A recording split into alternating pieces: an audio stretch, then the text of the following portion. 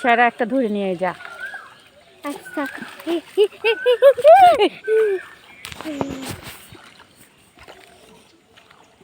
যাসলে যাসলে হ্যাঁ যাসলে আর যাসলে তা না করতেছি কিন্তু আরে গেলে লস হয়ে যাবো ওরা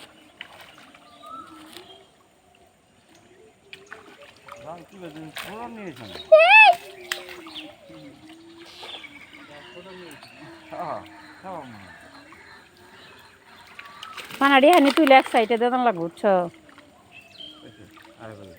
তাহলে ছোটো মাছ মাছের মধ্যে আর ই করা হবো না পানা, তাহলে ঝামেলা করা হবো না।